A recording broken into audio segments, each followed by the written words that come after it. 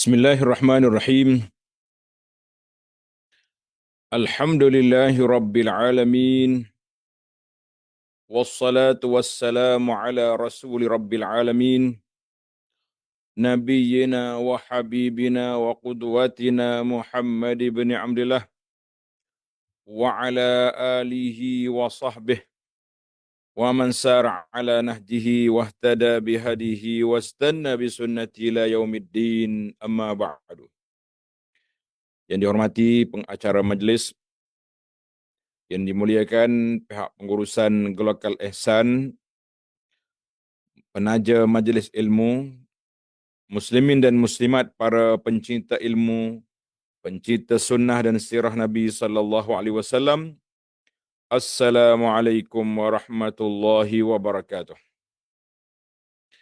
Alhamdulillah, syukur kita pada Allah Azza wa Jalla pada hari ini 8 hari bulan 1 2025 bersamaan dengan 18 Rajab. 18 Rajab 1447. Kita teruskan pengajian kita dalam kitab Mahasinul Islam, ataupun dia panggil Keindahan Islam. Mahasin Islam dalam bahasa Melayu kita, keindahan Islam. Kita nak tengok Islam itu indah dari semua sudut. Kita tengok dari sudut mana? Awak nak tengok Islam dari sudut mana? InsyaAllah kita akan jumpa keindahannya di sana. Jadi Alhamdulillah para jemaah sekalian, kitab yang saya baca, gambar yang ada belakang saya tu. Tu. Kitab tu ada. Untuk dapatkan kitab ni mudah di ruang Facebook kita ni ada tulis dia punya bagaimana nak dapatkan kitab, ataupun satu lagi tempat yang juga mudah, www.dartaibah.com.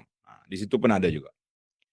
Jadi para jemaah sekalian, alhamdulillah kita panjatkan kesyukuran kepada Allah Azza wa Jalla, hari demi hari berlalu kita masih lagi di sini. Kita masih lagi di sini. Di mana di sini maksudnya? Masih lagi di dunia ini, tempat menyediakan bekalan sebanyak mungkin dan sebaik mungkin untuk perjalanan kita ke akhirat. Kalau orang lain sibuk sambut dengan tahun baru dengan macam-macam acara, kita juga kena sibukkan dengan kedatangan tahun baru dengan macam-macam agenda, perancangan, bagaimana kita nak meningkatkan keimanan kita kepada Allah Azza wa Jalla, bagaimana kita nak meningkatkan ketakwaan kita kepada Allah, bagaimana kita nak buat persiapan sekiranya kita dipanggil oleh Allah Azza wa Jalla. Jadi para jemaah sekalian, ini perancangan-perancangan yang perlu dibuat. Jangan tunggu di akhir tahun. Di awal tahun pun kena buat juga. Jadi Alhamdulillah, saya yakin dan percaya para pencinta ilmu sekalian, memang itulah yang kita rancang, memang itulah yang kita buat untuk meningkatkan keimanan, ketakwaan, kesalihan dan salihah kita sebagai hamba Allah yang beriman, yang yakin 100% perjalanan kita menuju kepada Allah Azza wa Jalla tidak terhenti, non-stop, tak ada pause. Setiap hari bertambah satu, meningkat umur, bermakna bajet untuk umur semakin kurang. Maknanya sebagaimana kata orang, rumah kata boleh pergi, kubur kata selamat datang. Itulah kita. Lebihlah bagi kita yang sudah berumur, yang sudah warna bertukar ni, warna janggut pun nampak warna lain dah. Warna rambut pun lain, misai pun dah tukar warna lah, senang. Tak payahlah yang tukar warna tu nak tukar balik warna, tak perlu. Dan memang Nabi kita tidak benarkan orang tua-tua tukar balik yang sudah beruban, tukar balik jadi rambut hitam, jangan. Kalau nak tukar juga buat warna hinai tu. Orang nak kata henna, warna inai. Bolehlah. Dia nampak merah-merah, jadi orang tengok, dia ni orang tua ni. Bukan orang muda. Kalau nak pergi mengorak dengan orang muda pun dia orang lari. Dia kata ni, tu ayah mana pula mari ni. Jadi itu semua, kita kena ingat, uban kita ni, dalam salah satu daripada pendapat ulama tafsir, waja'akumun nazir wa huwa syaib. Datangnya peringatan kepada kamu, iaitulah uban. Alhamdulillah, kita syukur kepada Allah Ta'ala, meningkat umur kita dalam keadaan kita masih sihat walafiat, mampu melangkah ke masjid, mampu melangkah untuk menyampaikan ilmu, berdakwah. NGO kita lokal masih mampu untuk bergerak ke sana sini menyampaikan bantuan, sumbangan, membina tempat-tempat pengajian. Kita kata alhamdulillah, ini nikmat yang Allah Taala anugerahkan. Kita syukuri dengan kita patuhi peraturan Allah Azza wa Jalla. Itulah tanda syukur nikmat. Itu tanda syukur nikmat, iaitu kita berusaha untuk melakukan yang terbaik, yang perkara-perkara yang diredai oleh Allah Azza wa Jalla, itu tanda syukur. Alhamdulillah. Baik para pelajar, para pencinta ilmu sekalian, sambungan kita dalam buku Keindahan Islam ini, kita sudah masuk bab yang kedua. Bab yang kedua, tajuk ibadat. Bab yang pertama dulu kita bincang tentang keindahan dalam akidah, dalam tauhid kita kepada Allah Azza wa Jalla. Bab yang kedua, kita bincang tentang ibadah. Ibadat dan kesannya yang agung. Bila kita beribadat, kita nak tengok kesan dia dalam jiwa kita. Kita nak tengok kesan dia dalam kehidupan kita. Kita nak tengok apakah asar, tanda-tanda kita mendapat manfaat daripada ibadat yang kita lakukan di dunia sebelum akhirat. Akhirat kita yakin Allah Ta'ala akan beri pahala kepada kita. Allah Ta'ala akan beri syurga kepada kita. Itu husnuzan kita billahi azza wa jalla. Kita tidak mendabik dada aku ni ahli syurga, tapi kita berusaha untuk menjadi ahli syurga. Sebagaimana Nabi larang kita mensyurgakan orang atau menerakakan orang. Contoh bila orang mati kita kata confirm dia di syurga, tak boleh. Yang boleh confirm siapa? Yang menerima wahyu saja. Nabi SAW dia boleh confirmkan. Kita boleh mengharapkan husnuzan, bersangka baik, mendoakan, itu harus. Kita kata insya-Allah dengan ibadat yang dia lakukan, dengan kebaikan yang dia buat, kita mengharapkan dia layak untuk ke syurga, itu harus dibenarkan dalam perundangan kita. Alhamdulillah. Baik, para jemaah yang ada kitab, muka surat 73. Muka surat 73, ibadat dan kesannya yang agung, para pembaca yang mulia. Setelah anda semua membaca beberapa aspek mengenai keelokan dan keindahan Islam dari segi akidah, tauhid, pegangan kita, pergantungan kita, kepercayaan kita kepada Allah dan semua rukun-rukun yang lain, kami akan membawa pula kepada anda bahagian kedua syariat Islam dengan maknanya yang umum, iaitulah bahagian ibadah. Bahagian ibadat. Kami akan mendedahkan pelbagai aspek kebaikan Islam melalui amal ibadatnya, bermula dengan solat, zakat, puasa dan haji. Kemudian akan diikuti pula dengan keindahan jihad fisabilillah. Jihad, maknanya kalau negara Islam kuat setara mana pun, tapi kalau tak ada jihad, tak ada tentera, nanti kita diganyang oleh orang, sebagaimana dalam hadis Nabi SAW, akan satu masa orang kafir akan ganyang umat Islam sebagaimana orang yang mengganyang makanan hidangan yang ada depan dia. Itu gambaran yang cukup dahsyat. Jadi jihad fisabilillah diperlukan, iaitu sebagai penutup bahagian ini duduk di akhirnya jihad. Sesungguhnya ibadat yang 5 ini ialah asal ibadat yang disyariatkan oleh Islam selepas daripada iman. Rukun iman, kemudian dia mari rukun Islam yang 5. Iman, rukun kita 6. Allah SWT telah mensyariatkan semua perbuatan ibadat, ataupun maksudnya iman tadi, termasuklah selepas daripada syahadah, 4 lagi rukun, kemudian disambung dengan jihad. Boleh juga gitu. Allah SWT telah mensyariatkan semua perbuatan ibadat dengan hikmah yang besar. Ini yang kita nak korek ni, yang kita nak cari ni, apakah hikmah di sebalik ibadat yang kita buat? Apakah hikmah di sebalik ibadat yang kita buat? Dia panggil rahsia. Rahsia, hikmah, kadang-kadang kita panggil maqasid, objektif. Itu semua boleh dibincangkan. Setengahnya diketahui oleh manusia. Ada hikmah yang kita tahu.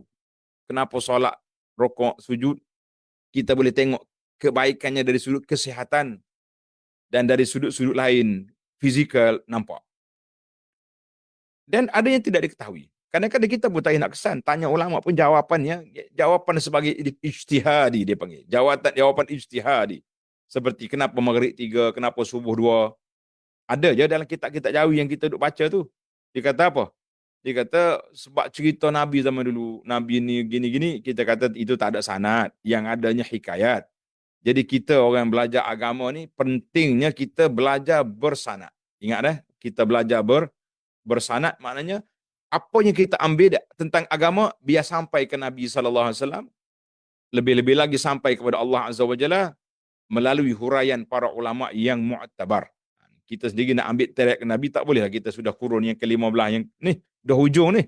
Tapi kita kena ambil melalui jalan ulama. Baik. Jadi ada hikmah yang diketahui, ada hikmah yang tidak diketahui. Macam kita berwudu. Kenapa wudu 3 anggota dibasuh, muka, tangan, kaki, tapi kepala disapu? Ya. Nantilah tempat dia nanti kita bincang insya-Allah.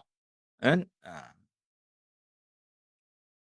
Dengan pertolongan Allah, kita akan memulakannya dengan definisi atau takrif yang ringkas dan tepat tentang setiap rukun yang 4 ini, kemudian diikuti dengan menyebut keindahan Islam yang terkandung dalamnya. Maknanya setiap bab solat kita mula dengan definisi solat. Apa itu solat? Kemudian kita akan pergi korek apakah hikmat solat. Ini kerja kita sekarang, nak mengorek apakah hikmat solat. Apakah hikmah solat? Nah.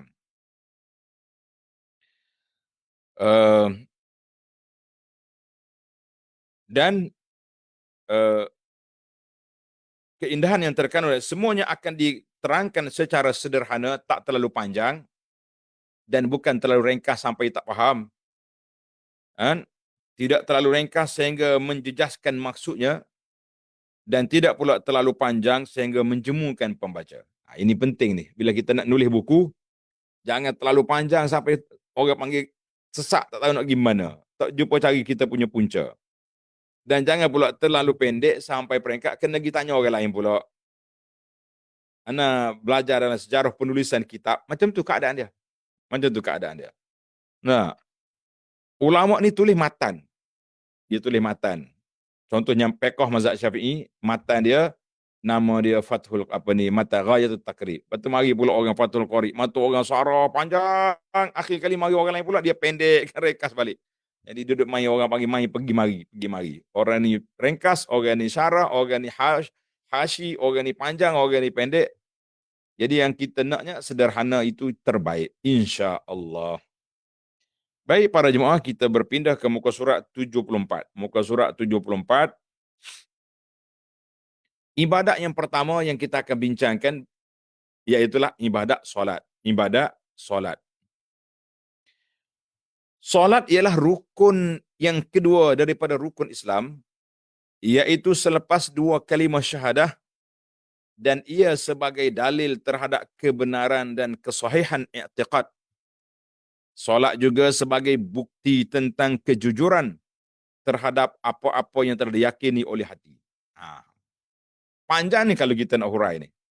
Solat ni manifestasi kepada kepercayaan ke dalam hati. Awak dah percaya, dah mengucap 2 kalimah syahadah. Awak sudah beriman kepada Allah dengan keimanan yang jitu. Betul? Ya. Di manakah bukti? Manakah tanda? Apakah eviden yang boleh kita tahu awak itu beriman? Jawabnya solat. Sebab itulah yang membezakan orang Islam dengan kafir, solat. Yang membezakan Islam dengan munafik, pergi masjid. Minta maaf saya sebut. Yang membezakan Islam dengan munafik, iaitulah pergi masjid. Orang laki-laki lah, perempuan dimaafkan. Wanita, jangan pula marah dah.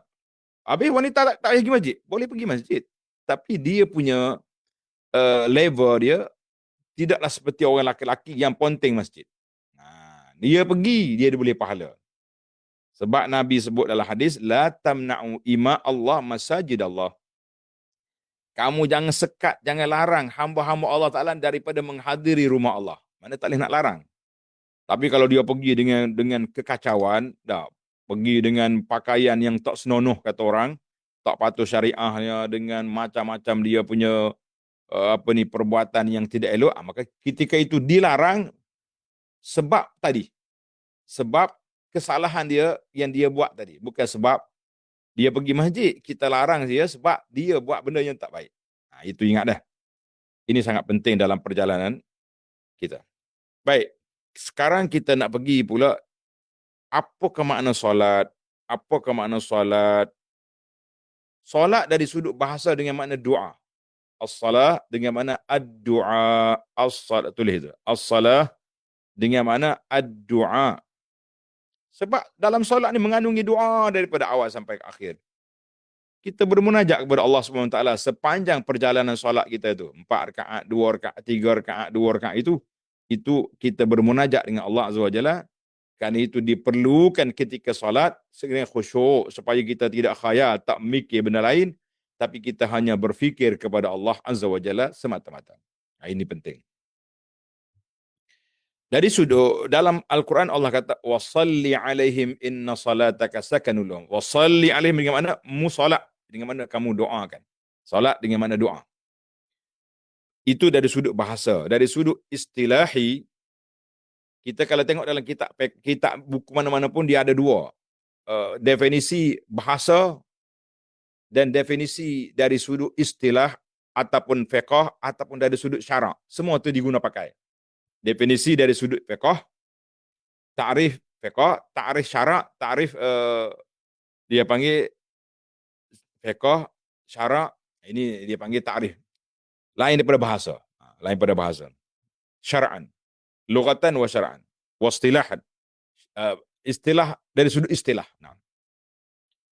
Perkataan dan solat dari sudut istilah syarak, perkataan dan perbuatan tertentu yang dimulai dengan takbiratul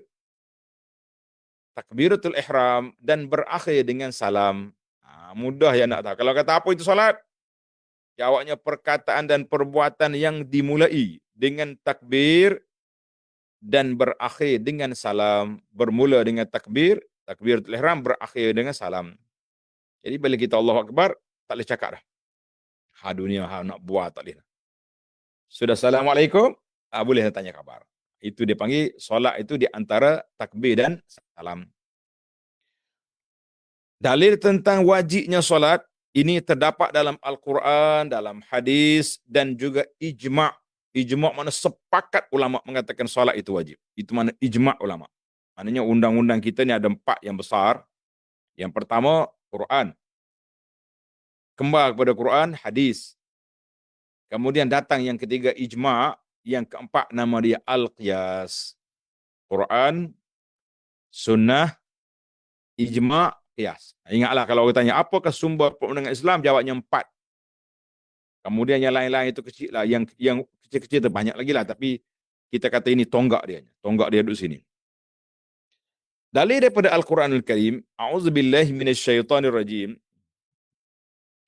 فَأَقِيمُوا الصَّلَاةَ وَآتُوا الزَّكَاةَ وَاعْتَصِمُوا بِاللَّهِ هُوَ مَوْلَاكُمْ فَنِعْمَ الْمَوْلَى وَنِعْمَ النَّصِيرُ.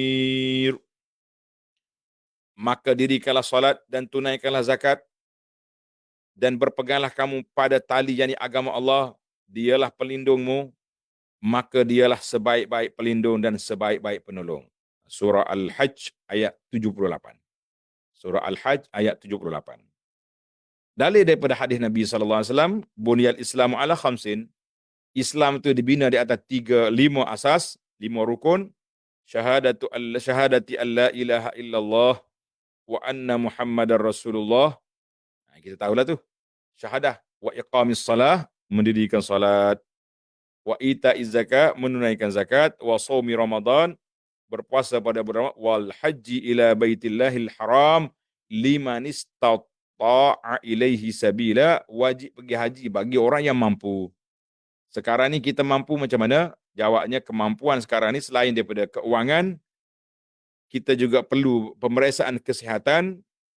2 tu dah lepas, 1 lagi dia panggil dapat kota daripada kedutaan Arab Saudi melalui tabung haji.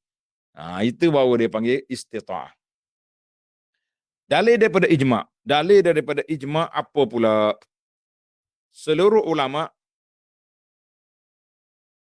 Islam yang muktabar telah bersepakat tentang kewajipan solat, bahawa ia adalah salah satu daripada rukun Islam yang 5, yang mana seorang Islam itu tidak diterima tanpanya. Orang yang mengaku Islam tak solat? No. La hazza fil Islam liman tarakas salat. Tidak ada bahagian dalam Islam orang yang tak solat. Itu ramai orang tak solat tu. Itu kewajipan pemerintah. Tangkap mereka, bawa ke muka pengadilan, sabit dia tak solat, wajib istitabah, kena masuk dalam penjara. Suruh dia solat dulu. Tapi oleh kerana kerajaan tak sibuk nak cari orang tak solat, dia sibuk cari orang yang lain. Jadi itu tanggungjawab mereka. Kita nyatakan hukum yang apa yang disebut oleh para ulama Islam. Solat mempunyai kelebihan yang besar. Solat mempunyai kelebihan yang besar, fadail kathir kabirah wa kathirah, dan banyak. Yang tidak terbilang banyaknya. Kalau kita nak kumpul tak boleh nak bilanglah banyaknya. Ada yang kita tahu, ada yang kita tak tahu. Sebahagian daripada kelebihan dan kebaikan yang terpenting yang sempat kita kumpulkan dalam buku kita ni, Keindahan Islam, yang kita akan cuba baca hari ni, insya-Allah ada 12 kelebihan. Insya-Allah sempat masa yang ada ni, biiznillah azza wa jalla. Kalau tak sempat kita sambung CD yang akan datang. Tak payah nak kejar-kejar banyak. Dah, kita masih ada masa kan. Baiklah. Kelebihan dan kebaikan solat yang terpenting. Maknanya, maksudnya teman-teman kita ambil yang besar-besar, yang kecil, yang cabang-cabang tu kena cari kitab lain. Kitab lain yang lebih panjang daripada ini. Ni pun ada 12 ni panjang dah kalau nak kira ni. Bukannya apa ni main-main, bukannya senang nak ukur semua kan. Yang pertama, mudah-mudahan dengan tuan-tuan dan puan-puan baca kitab ni ataupun dengar kuliah ini, kita harap ibu bapa sampaikan keindahan ini kepada keluarga masing-masing. Sampaikan keindahan ini kepada keluarga masing-masing, biar dia tahu ini kelebihan solat kalau mu solat. Biar dia tahu ini ancaman bagi orang yang tak solat. Kata orang, ahli motivasi kata, biar tahu jangan keliru. Sedap juga ahli motivasi ni, kadang-kadang dia punya buah dia panggil buah kilah dia tu sedap tak? Biar tahu jangan keliru. Yang pertama, kelebihan yang pertama, hikmah yang pertama, solat menyucikan hati manusia dan membersihkan jiwanya dengan menjauhkannya daripada maksiat dan dosa. Jadi orang yang solat, dia tak akan, ketika dia solat dia tak buat maksiat. Lepas solat, tengok dia punya kualiti solat. Kalau dia punya solat, kualiti solat dia mantap, dia juga menjadi penghalang manusia ini daripada melakukan maksiat. Dan juga menghalang manusia daripada melakukan dosa. Ia menjadikan pengamalnya membenci setiap perbuatan yang dibenci oleh Allah. Sebagaimana firman Allah Ta'ala, A'udzubillahi minasyaitanirrajim. Utlu ma uhiya ilaika minal kitabi wa aqimis salah. Inna salata tanha 'anil fahsya'i wal munkar. Wa la dzikrullahi akbar. Wallahu ya'lamu ma tasna'un. Allahu akbar. Maksudnya bacalah apa yang telah diwahyukan kepadamu, wahai Muhammad sallallahu alaihi wasallam, iaitulah kitab Al-Quran. Allah perintah Nabi suruh bacakan Quran ini kepada umat dia. Dan dirikanlah salat. Apakah matlamat salat? Objektif salat. Sesungguhnya salat itu mencegah daripada perbuatan-perbuatan keji dan mungkar. Ini yang pentingnya. Salat itu mencegah perbuatan-perbuatan keji dan mungkar Dan sesungguhnya mengingat Allah, yakni solat adalah lebih besar keutamaannya daripada ibadat-ibadat yang lain. Sebab apa? Sebab ni dia panggil tiang agama. Wa amuduhu as-salah. Tiang agama itu solat. Wallahu ya'lamu ma tasna'un. Allah Ta'ala mengetahui apa yang kamu kerjakan. Surah Al-Ankabut ayat 45.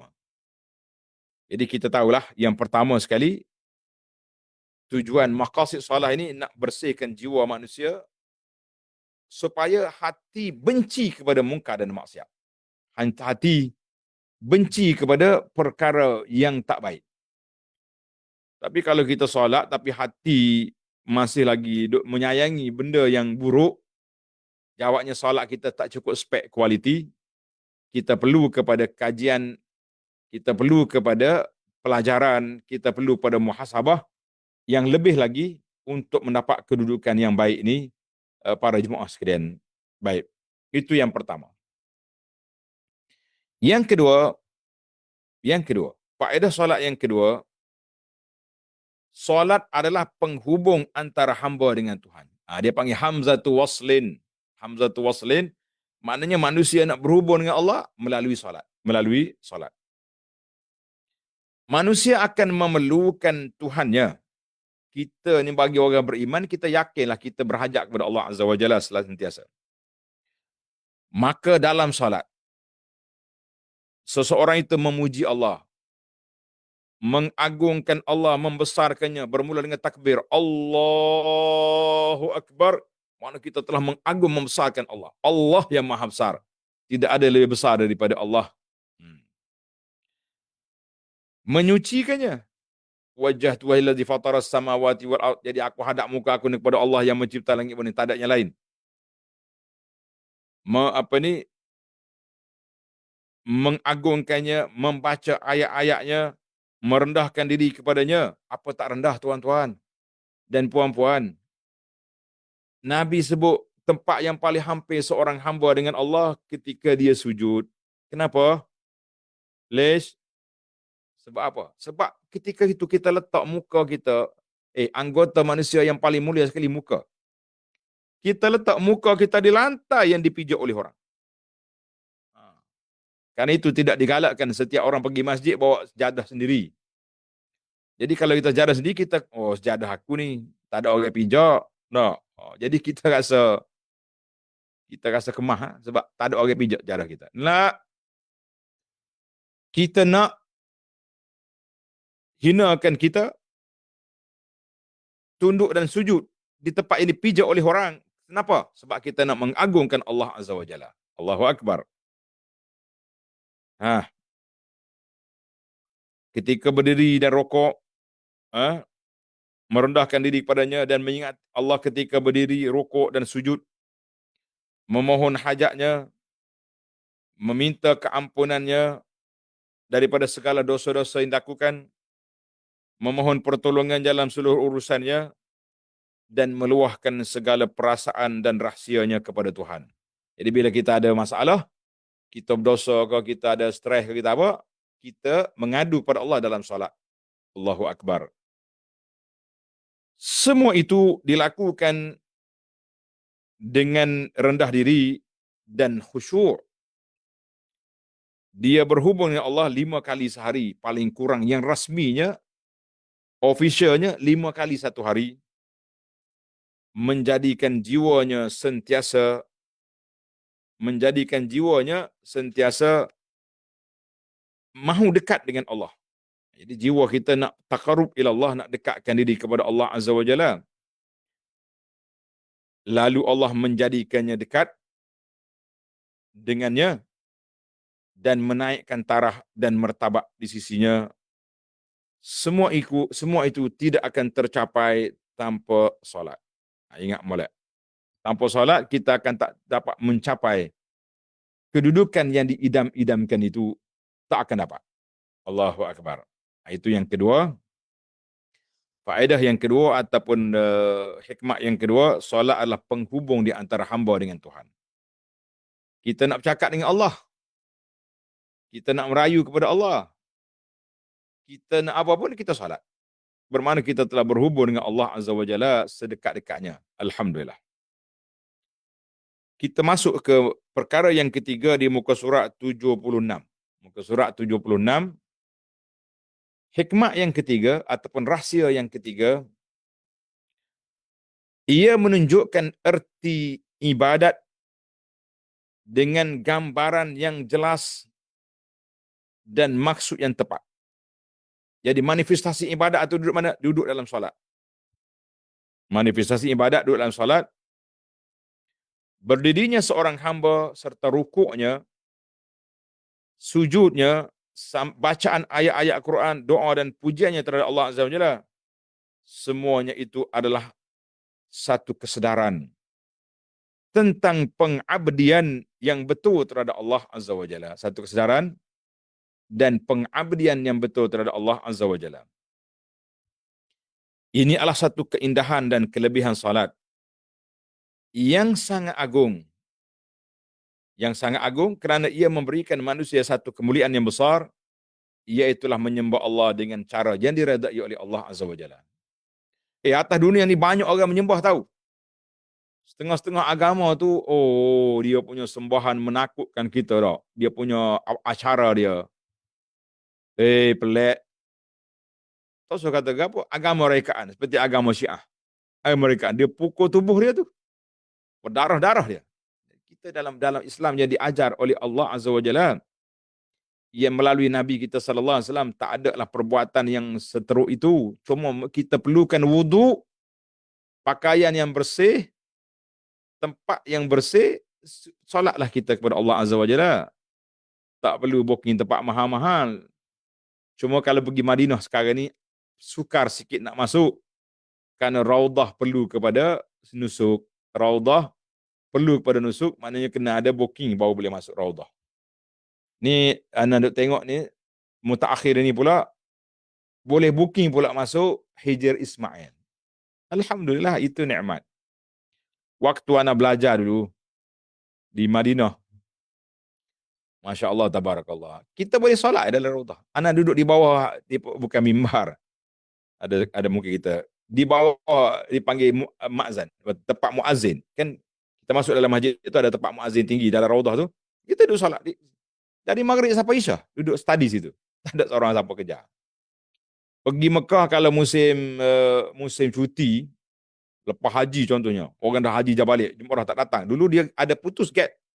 15 Muharram habis musim haji, dia rehat seketika, mungkin Safar barulah buka. Jadi waktu tu kita celah pergi. Masya Allah, nak kucuk Hajar Aswad berapa kali sehari pun dapat, insya-Allah. Nak masuk Hijr Ismail, masuk je. Solat sunat boleh lah Hijr Ismail, solat fardu tak boleh. Sebab dia dalam Kaabah tu. Itu peluang. Jadi alhamdulillah para jemaah sekalian, kita nak sembah Allah tak perlu kepada tempat yang eksklusif, yang pelik-pelik. Di mana saja Nabi sebut dalam hadis, ju'ilat liyal ard masjidan wa tahuran. Allah Ta'ala jadikan untuk aku ni masjid, bumi, tanah tu, masjid, tempat sujud, tempat solat, dan tahur, alat bersuci. Jadi alhamdulillah, nikmat kita kepada Allah Azza wa Jalla, Allah permudahkan urusan umat Muhammad sallallahu alaihi wasallam.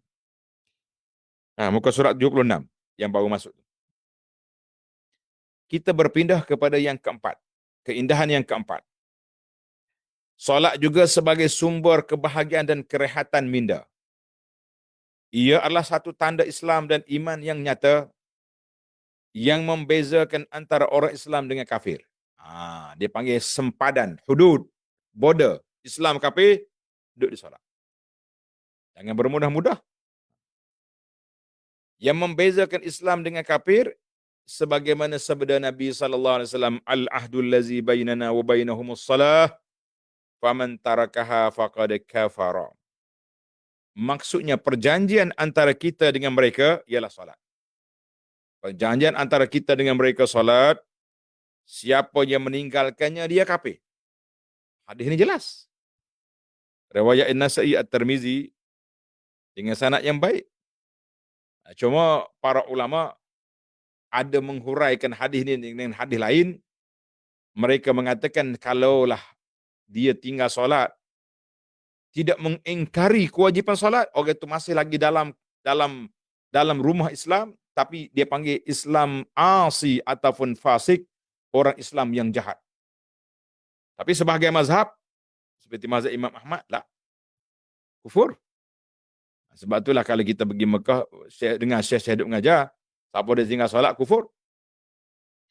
Tapi dua-dua ni, nanti kita bicara dalam bab hudud nanti, keindahan dalam bab undang-undang hudud, dua-dua. Mazhab yang mengatakan tinggal solat tak kufur, dengan tinggal solat kufur, mereka mengatakan hukumnya, dua-dua ni, kalau orang ni tak mahu solat, kita kena bunuh dia. Setelah diistitabah, suruh dia bertobat, dia tak mau tobat juga dibunuh. Cuma beza, kesan pembunuhan tu beza. Mazhab Hambali contohnya mengatakan tinggal solat itu kufur, maka mayat dia tidak disolat, tidak dikafir, tidak disemandi, mayat dia kena ditanam di jarak tempat orang kafir. Tapi yang kata mati fasik, masih lagi dalam skop koridor umat Islam, maka orang ni disolat, dikafan, dimandi, dikafan, disolat dan ditanam di kubur orang Islam. Dia panggil mati fasik. Yang penting dua-dua tu mati. Cuma beza akhir kematian. Na'udzubillahi minal khuzlan.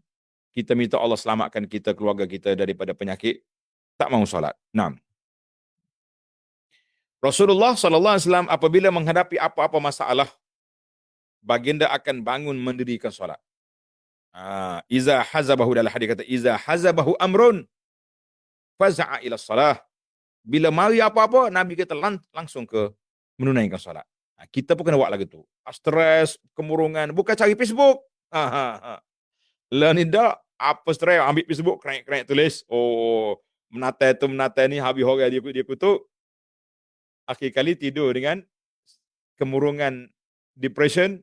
Lah, kita orang Islam, solat, kita mengadu pada Allah. Kalau orang kena pada kita, atau apa-apa hajat kita terhalang, kita mengadu pada Allah. Mungkin ketika itu hati kita ikhlas, langit terbuka, Allah Ta'ala kabulkan apa yang kita hajati. Allahu Akbar.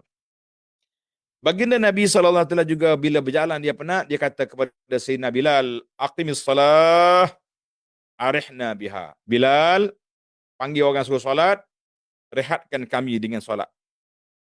Jadi yang peliknya, Nabi kata solat itu rehat. Kita kata tak, rehat tu waktu makan, waktu solat tu mengganggu pekerjaan, ganggu mesyuarat. Kita kata inilah manusia yang tidak mantap keimanan kepada Allah Azza wa Jalla. Kalaulah tengah mesyuarat, boleh je berhenti makan, boleh pergi tandas, takkan tak boleh berhenti solat. Orang Kelantan kata, demo nak kau tak say, tu ya. Guna bahasa Kelantan lah. Sebenarnya demo nak kau tak say, maknanya awak nak ke tak nak, pilihlah sendiri. Apa payahnya? Walaupun baginda Nabi SAW adalah seorang yang amat tinggi kesabaran, ketabahan dan ketahanannya, namun baginda tidak menemukan ketenangan kecuali dalam salat. Masya Allah, tabarakallah. Sebagaimana sebenarnya, waju'ila qurratu aini fis salah, waju'ila qurratu aini fis salah, Allah jadikan kegembiraanku dalam salat. Allah jadikan kegembiraanku dalam salat. Bila salat tu gembira Nabi sallallahu alaihi wasallam. Hadis ini rawahun Nasa'i bisanadin hasan. Yang kelima, kelebihan yang kelima. Solat juga satu manifestasi yang jelas untuk menzahirkan kesyukuran terhadap Allah Azza wa Jalla atas segala nikmatnya yang tidak terhingga, yang tidak terbilang. Oleh sebab itulah Rasulullah sallallahu alaihi wasallam berdiri untuk solat sehingga pecah-pecah tapak kaki. Apabila disoal oleh istrinya atau sahabatnya bertanya, kenapa Rasulullah melakukan demikian? Sedangkan Rasulullah tak ada dosa. Ghufira laka ma taqaddama min zambika wa ma ta'akhkhar. Dosa dah tak ada, diampunkan semua. Kenapa solat juga sampai bengkak kaki? Patut kita yang bengkak kaki. Tak, Nabi relax-relax goyang kaki. Tak, Nabi yang bengkak kaki, kita pula goyang kaki. Na'udzubillah. Maka Nabi memberi jawapan yang cukup mantap. Afala akunu abdan syakura. Afala akunu abdan syakura. Nabi mengatakan, tidak bolehkah aku menjadi seorang hamba yang bersyukur? Tak bolehkah aku jadi seorang hamba yang bersyukur? Jadi kita kata boleh. Ketika itulah kita nak tandakan kesyukuran dengan solat. Hadzal hadis rawahul Bukhari wa Muslim. Hal ini bermakna apabila seorang itu bersolat, dia telah melahirkan kesyukurannya terhadap Allah Azza wa Jalla.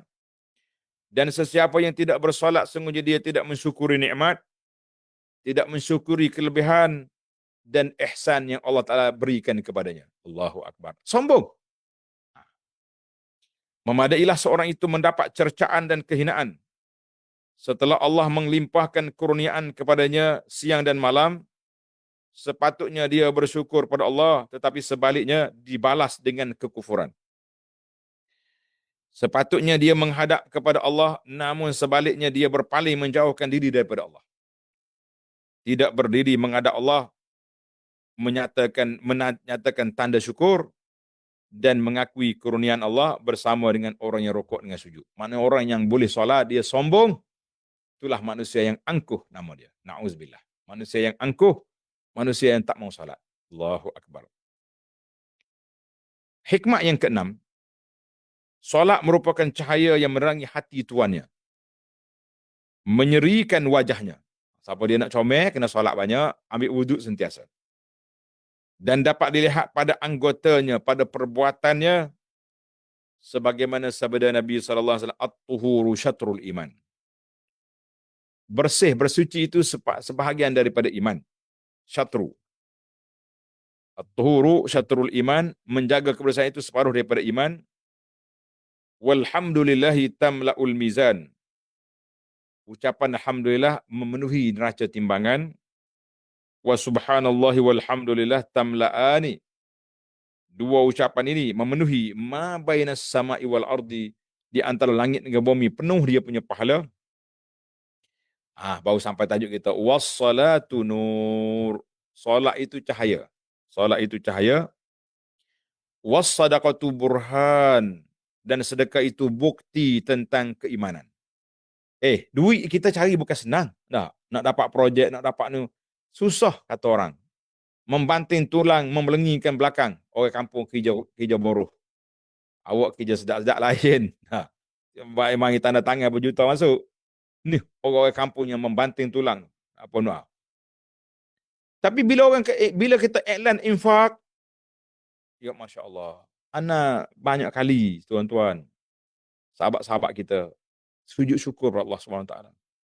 Kadang-kadang kita rasa sebab, bila kita iklan satu-satu projek, nak buat masjid ke, nak buat sekolah ke, nak bina apa sajalah, apa-apa projek kebajikan ni, Masya Allah, orang yakin dengan pahala yang dijanjikan oleh Allah Azza wa Jalla, dan dia percaya kepada kita yang menguruskan ini, masuk banyak sekali masuk dia punya infak dalam tabung-tabung yang ditayangkan, yang diberi.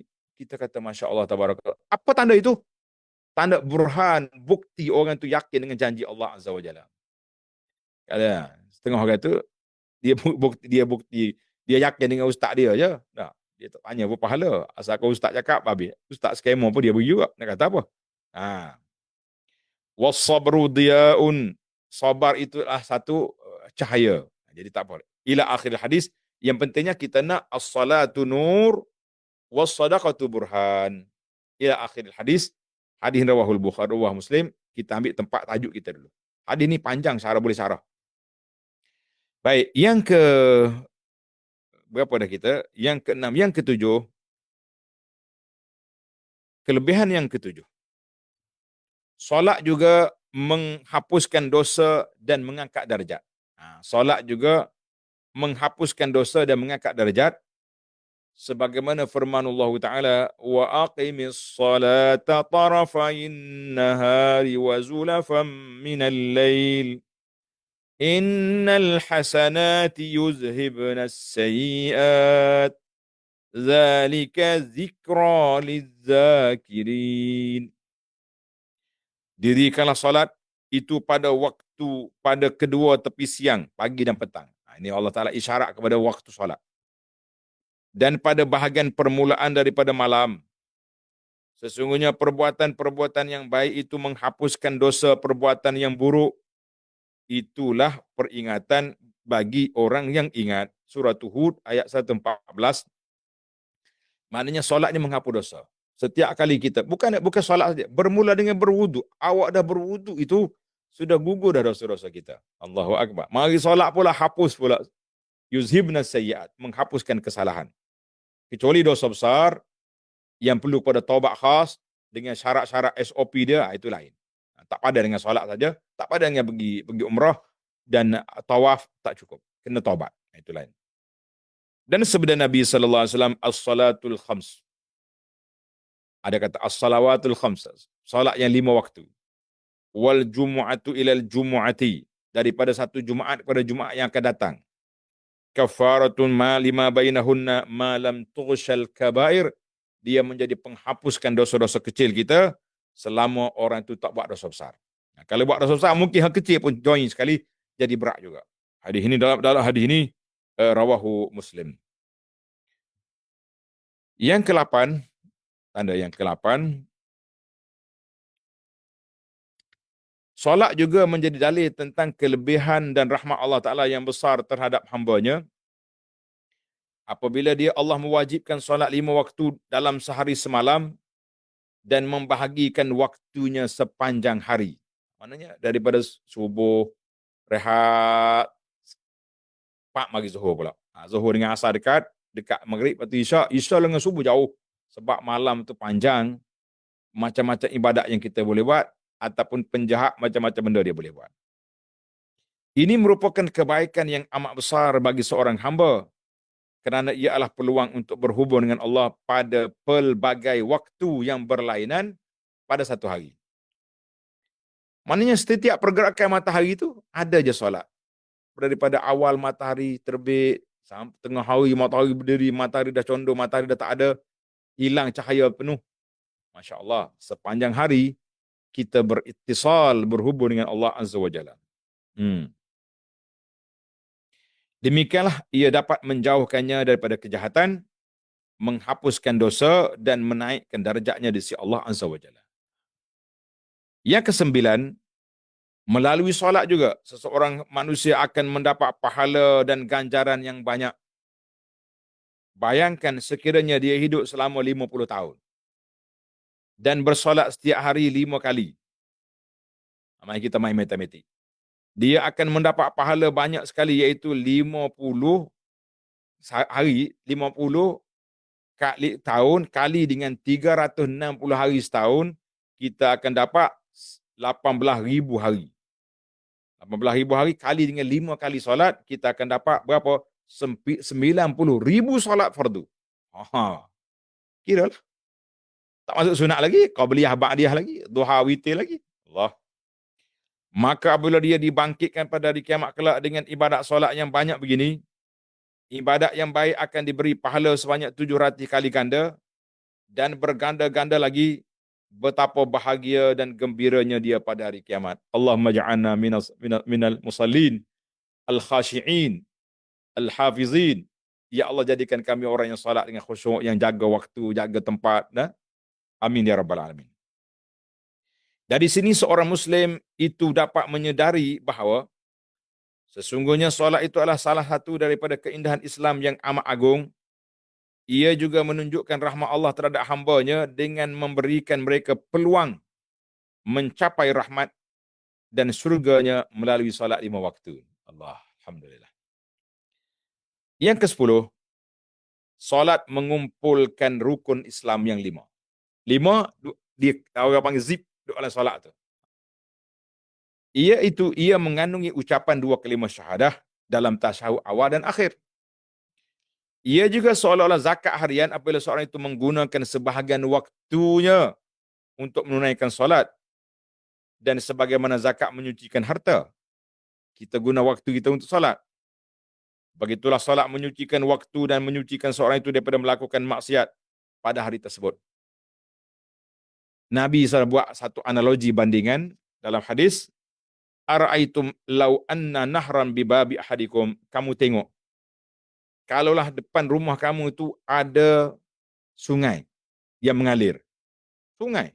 Kamu mandi 5 kali sehari. Mandi dengan sabun, dengan gosoknya. Nah, mestilah bersih tubuh kita. Nah, Nabi kata fadzalika masalus salawatil khamsa yamhullahu bihinnal khataya. Demikianlah bandingan salat 5 kali, Allah Taala hapuskan kesalahan. Allah. Hadis ini rawahul Bukhari wa Muslim. Dengan ini kita dapat melihat nikmat kenapa salat selalu disebut bersama dengan zakat dalam kebanyakan ayat yang memerintahkan supaya menunaikan zakat. Ini hikmah. Salat diqaran, dikembar dengan zakat. Dalam keadaan ini, zakat biasanya datang selepas salat. Contohnya firman Allah Taala dalam surah Al-Hajj ayat 28, faqimus salata wa atuz zakah. Solat dan zakat. Kembar sekali. Solat mengandungi perbuatan dan bacaan khas. Sepanjang solat seorang itu mengawal nafsu dan segala anggotanya daripada semua perkara yang boleh merosakkan kesempurnaan solatnya ketika solat. Seorang itu menghadap ke arah Masjidil Haram sebagai firman Allah Taala, fawalli wajhaka syatral Masjidil Haram, kena hadap mukamu ke arah Masjidil Haram dalam salatmu. Nah, ayat ini dalam surah Al-Baqarah 144, dengan menghadap ke arah Masjidil Haram ketika mendirikan salat ini, ia mempunyai persamaan dengan satu lagi rukun Islam, iaitu ibadat haji dari segi menyemarak dan memuliakan Baitullah. Jadi ada belaka lah. Tapi bila kita dalam solat, kita tak boleh makan, tak boleh minum. Dalam solat kita tak boleh makan, tak boleh minum. Betul tak? Ada bersama dengan apa tu? Bersama dengan puasa. Alhamdulillah.